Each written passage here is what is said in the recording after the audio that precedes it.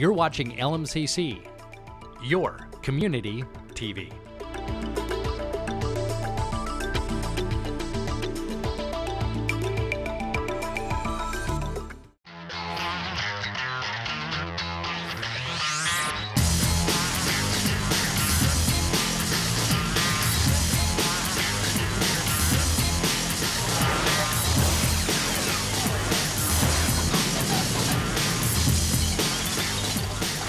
Hi, I'm Kellie Murphy-Ringate, and welcome to First Responder TV, your local public safety source, featuring training exercises, safety tips, and much more. Here's what's coming up on First Responder TV. With just 1 minute of training, you could save a person's life. Kevin Sipprell, emergency physician and EMS medical director for Ridgeview Medical Center, will teach us how to perform compression-only CPR. Scam Alert will give you an update on scams that have been targeting citizens in the lake area. We'll introduce you to Chris Pounder, the 2013 Mound Firefighter of the Year, on making a difference.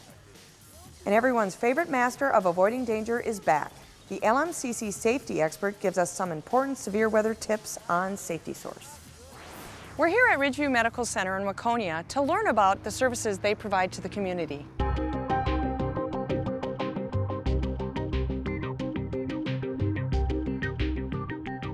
Joining me now is Kevin Sipprell, EMS Medical Director and ER Doctor for Ridgeview Medical Center. Thanks for coming, Kevin. Oh, it's my pleasure. I'm happy to be here. Thanks for asking. Can you tell me a little bit about how you became the EMS Medical Director and an ER Doctor for Ridgeview? I guess it started probably 24 years ago. One of my good friends said, hey, you should join the fire department. So I became a member of the Mound Fire Department. I did that for about 20 years, and during that time, I was actually doing medical research at the time I started, and decided I needed to further my education. I got into medical school, so I went through medical school, residency, and actually started working here while I was a member of the Mound Fire Department. Can you tell me what an EMS Medical Director does? Sure. EMS is a little unique versus other emergency service organizations like police and fire in that EMS kind of has two bosses. Maybe one and a half. We have our director, which in our case is Daryl Roddy, and he's really the boss of the department. Controls the budget and all the human resources kinds of things, really does run the department. And then there is the supervisor or someone who oversees the medical care that's provided, and that's what an EMS medical director does. So it has to be a doctor with a medical license that oversees the protocols that paramedics use to care for patients. We do quality assurance, a lot of education. We do monthly run reviews with the paramedics. We review challenging runs with good learning opportunities, so that the whole department can learn from these challenging runs, the great runs, the not so great runs. And we also do, twice yearly, we do skills reviews. So all that education kind of falls under the medical director's realm. Can you give me a sample of a protocol that an ambulance or one of the entities that you oversee might have that you make a decision on? Probably one of the most common ones we use, and potentially one of the most critical, is a chest pain protocol, or any symptoms that we think might be related to having a heart attack or cardiac related. And so that would involve basically making an assessment, checking some vital signs, administering some oxygen, doing an EKG, so we get a rhythm strip or a picture of the electrical activity of that heart to determine whether or not this is a heart attack. And then treat their symptoms. Usually start with aspirin, and then some pain relief with a medicine called nitroglycerin, and perhaps even some morphine for pain. So that would be one example of kind of going through the process of going through a protocol, which is how paramedics basically care for patients. So if I was in one of the cities that Ridgeview Medical Center or the ambulance responds to, and I call 911, what can I expect to happen after I make that 911 call? Yeah, that's a great question, because it highlights something called a tiered response system that we have in this area. And what that means is the call starts with a 911 dispatcher, which, depending on where you are, tends to be with a county, either Carver County, Hennepin County. And if the call seems critical enough that they think they might need some instructions to the patient or patient family member prior to anyone's arrival, they transfer it to our dispatch center, where our dispatchers are trained to go through a system of asking particular questions and giving some instructions. Maybe it's relieving an airway obstruction or providing CPR, those kinds of things. So that's where it starts. The next step would be usually law enforcement, so sheriff's deputy, local police departments, and depending on the nature of the call, then it might be followed by first responders from fire department. And those first responders, both police and fire, are so critical to our system in getting care to people that need it quickly. We just can't have an ambulance on every street corner, and so we rely on our first responders for filling that gap and providing that potentially life-saving care when it's needed. So then the next step is an ambulance, and then obviously when the paramedics or EMTs show up, they kind of assume the care, usually with continued assistance from those first responders. Sometimes they even assist in riding in the back of the ambulance to assist with that care to the hospital, which is really, really important. Thank you. So tell me a little bit about your public education programs that you have in place, that the hospital has put in place. Yeah, so we have quite a few. There are a lot of education that we provide to first responders in terms of their protocols and their care. But the other one that's really important is cardiac arrest management and CPR. And one of the things that we've been trying to do is get as many people to learn compression-only or hands-only CPR, just as many people as absolutely possible to learn that vital life-saving technique. Cardiac arrest is probably the most critical life-threatening situation that a patient can be in. I mean, really, if we do nothing, they'll die. But it's also one of those situations that there's a lot we can provide to improve their chance of survival. And it really starts with CPR as quickly as possible, and hopefully with a bystander. How long does it take someone to learn CPR? Yeah, that's a good question, because if you take a formal class, it can take hours. And I highly recommend that as many people as possible take a formal class in CPR. There's more to it than just pushing on the chest, but just pushing on the chest can actually save a life. And it doesn't have to be done perfectly. Doing something will help rather than doing nothing. So, in light of that, I could teach someone to do CPR in about 1 minute if I was asked to. Could you teach our viewers in 1 minute to do CPR? I would be happy to. Well, let's go. Doing compression-only CPR is really easy. In fact, we can teach anyone compression-only CPR in a matter of minutes. What they need to do is, if they see an adult suddenly collapse, the first thing to do is call 911. Get help on the way. Send someone to find an AED if you're in a public place where there might be one. Next, put your hands on the center of the chest, put the other hand on top, and push hard and fast until help arrives. You want to push at a rate of about 100 compressions a minute. So you can see how easy it is to perform compression-only CPR. You don't need a mannequin to practice this. You could use a pillow or just practice right on the floor. But it's very simple, and if you want to see more or learn more, there are plenty of videos on the internet, including one on our website. Kevin, thanks for showing our viewers hands-on only CPR. Can you tell us a little bit about your experience in the field? Yeah, cardiac arrest is a great segue to that, because that is one of the conditions that I actually, if possible, I do respond to. There's still a fair amount of stuff that I do in the field responding to emergencies. Mass casualty incidents, for example. Patients who are trapped, they're actually very critical patients, and become more critical actually when they're removed from an entrapment. And that's the kind of situation that a doctor would respond to. So I do a fair amount of response still. I do miss the fire service, but I still get my scene response fixed by being a medical director and responding to things. Yes, it has been 4 years since you were on the Mound Fire Department. Yes. Kevin, so if someone wants to know more about Ridgeview Medical Center, how do they find information out? Yeah, there are a lot of links on our website, so just visit the Ridgeview Medical Center website, and there's plenty of information and links on that. Well, thank you very much for taking time out of your busy day to join us. We really do appreciate it. Well, thanks for having me. I appreciate it. First Responder TV will be right back. You met someone online. He's the only person who listens to me. He understands me like no one else. He said he cares about you. He makes me feel good about myself. He's in love with me. He promised to protect me. He promised to take you away. Nothing exciting happens. I just want to be anywhere is better than here. Meeting him could be dangerous. You don't know him like I do. He would never hurt me. He's not that kind of person. Did he tell you about the others he tricked into meeting offline? I want to go home. We interrupt this program to bring you this important message. The Lake Minnetonka Communications Commission, located in Spring Park, Minnesota, offers free television production classes. You heard it right. Free, free, free. Our friendly and knowledgeable staff will help bring your idea to the big screen. Why, thank you. We are very friendly and knowledgeable. From studio lighting and nonlinear editing to on-location shooting, we'll guide you down the path you need to succeed. Hurry in, folks. An opportunity this good won't last forever. Welcome back to First Responder TV. It's time for Scam Alert. This segment alerts the public on scams that have been reported to local police departments.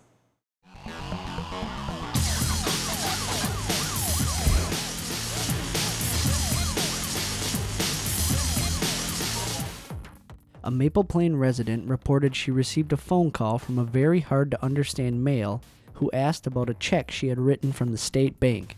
He wanted her to clear it and needed her social security number.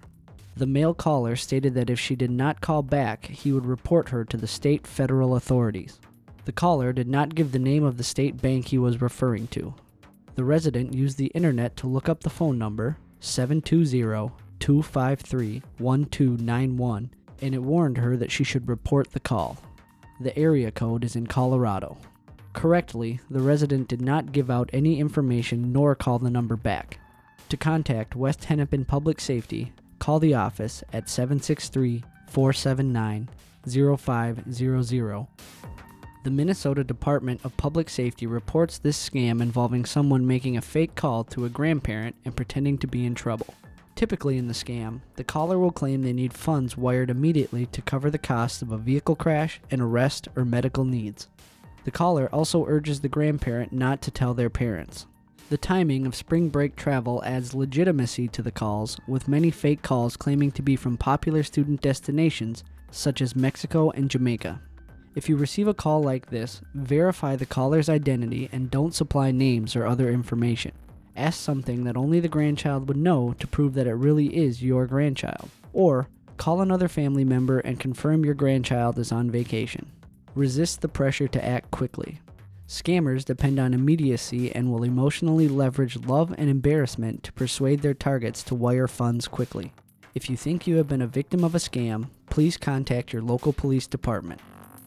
Someone claiming to be a representative from Xcel Energy is calling people and telling them that they need to pay an outstanding bill by credit card or face immediate service disconnection. The scammer is having victims provide their credit card information over the telephone or send money via Express Money Pack. The South Lake Minnetonka Police Department has confirmed with Xcel Energy that this is a scam. Xcel Energy is not calling their customers and forcing them to pay delinquent bills or face service disconnection. The South Lake Minnetonka Police Department stresses the importance of verifying with who you are speaking before providing any financial information by telephone. Failing to verify this information could result in you becoming a victim. The scam of someone calling and claiming to be from Xcel Energy is just another attempt by defrauders to obtain your personal information. If you receive such a call, please report it to the South Lake Minnetonka Police Department's Dispatch Center at 763-525-6210. When we come back, the LMCC safety expert gives us some important severe weather tips on Safety Source. But first, we'd like to spotlight a member of the community that goes above and beyond in our segment, Making a Difference. This month, it's 2013 Mound Firefighter of the Year, Chris Pounder.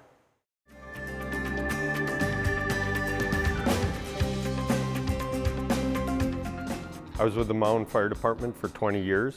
I started in 1993 and retired September 13th of 2013. And when I got the award, it was at our Christmas party in December, so I was very surprised and honored. Myself, looking at it, I don't think I did anything over and above what, pretty much all the other guys here do.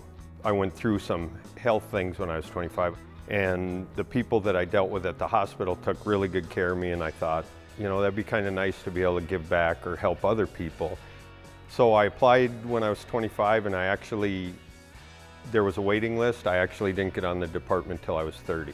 Since I grew up in the community, it was just nice to join the fire department and kind of give back and help the people that, live where I grew up.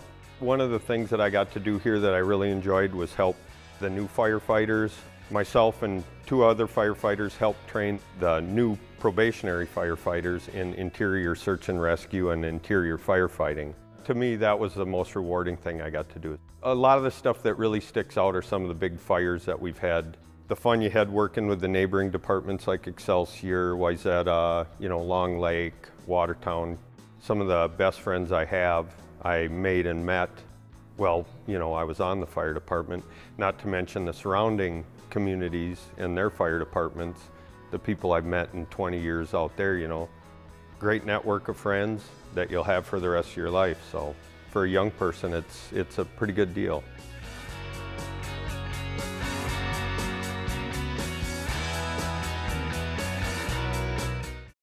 Cable access channels are critical tools for educational institutions. They are used to distribute emergency information, school announcements, event calendars, and student-produced media.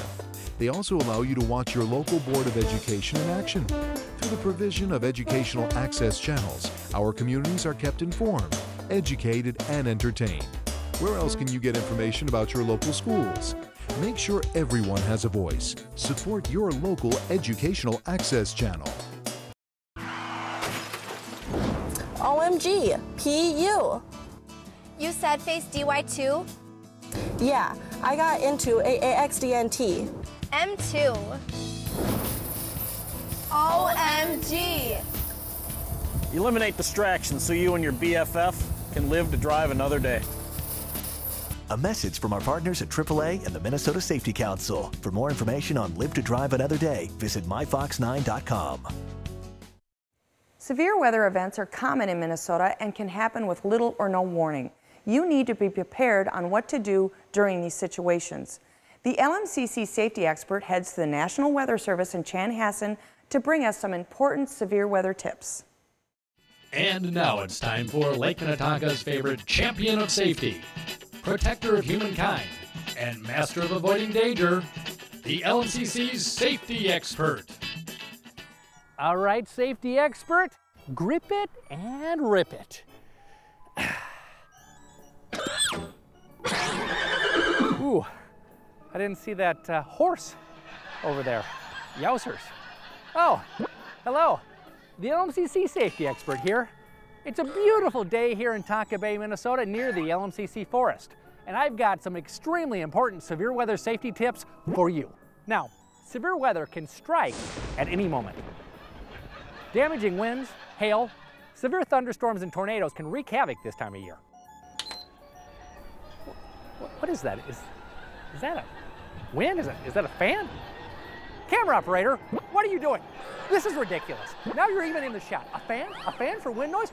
Well, explain yourself. Enough of that. I don't want to hear this anymore. You are cruising for a bruising, mister. Get that fan out of here. All right, now that's better. Now you need to take severe weather seriously. I'm trying to help these people. Okay, mister, a storm could roll in here at any moment. Wait a minute. Is that a storm cloud? Well, you know what? I think we'll be okay, folks, because I don't see any lightning. Oh, great. Now there is lightning and some thunder too. You know, folks, I think I need to seek shelter immediately. I think that tree will be perfect for me, and the old golf club can shield me from the weather. What was that? Oh, you think it's dangerous for me to use this golf club and I shouldn't stand under a tree? What do you know, camera operator? Listen, you just be quiet. Oh, there's another thunderclap. You know, folks, I need to seek some shelter, so I think what we're going to do is send it to the National Weather Service in Chanhassen, where they're going to have some valuable severe weather safety tips. Oh, you know, okay, I'll see you in a little bit.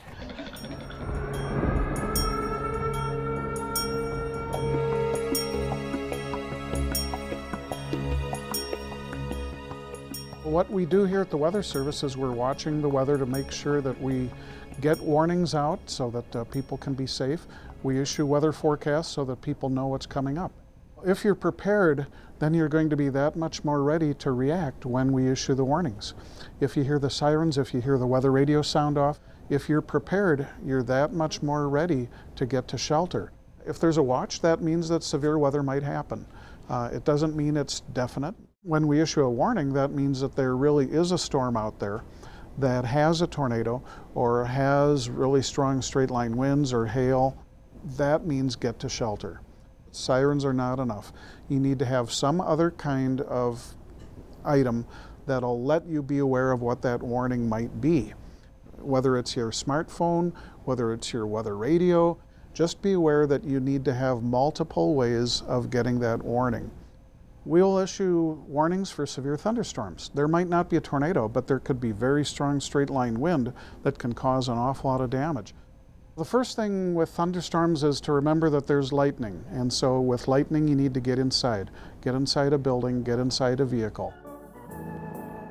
Meanwhile, back in the LMCC forest. This is not good at all. It's important for you to have a plan to know what you're going to do if there is a tornado that's coming your way. The number one thing is to have looked around the house beforehand to figure out where would you go for shelter. So some people will go to the lowest floor. That's really the best place, to go to the lowest floor, the interior room.